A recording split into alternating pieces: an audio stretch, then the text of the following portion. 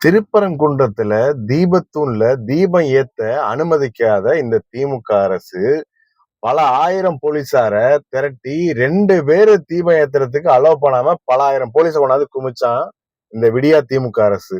ஆனா இன்னைக்கு ஈரானோட மிக உச்ச அதிகாரத்துல இருந்தவர் தான் இந்த கமேனின்னு சொல்லக்கூடிய ஆளு. இவன் என்ன பண்ணான் அப்படின்னா, ஒரு 10 நாளைக்கு முன்னாடிதான் அமெரிக்காவுக்கும் இஸ்ரேலுக்கும் பயங்கரமான ஒரு மிரட்டலை விடுத்தாப்படி.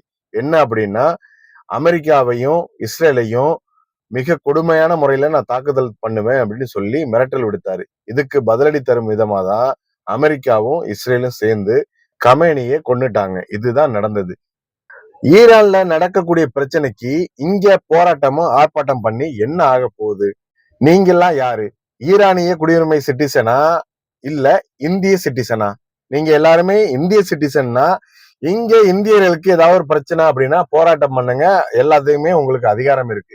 ஈரான்ல நடக்கக்கூடிய பிரச்சனைக்கு இங்க போராட்டம் பண்ணீங்கன்னா அப்ப நீங்க எல்லாம் யாரு? திருப்பரங்குன்றத்துல 2 பேரை தீபம் ஏத்துறதுக்கு அனுமதிக்காம போலீசாரை குமிச்சு தடுத்து நிறுத்திய இந்த விடிய திமுக அரசாங்கம் தமிழ்நாட்டுல உள்ள ஒவ்வொரு மாவட்டத்திலையும் இத்தனை ஆயிரம் பேர் ஈரானுக்கு ஆதரவா போராட்டம் பண்றாங்க. அது தடுக்க வக்கில்லாத இந்த திமுக அரசாங்கம் யாருக்கான அரசாங்கமா செயல்படுதுன்னு தான் எங்களுடைய கேள்வியா இருக்கு.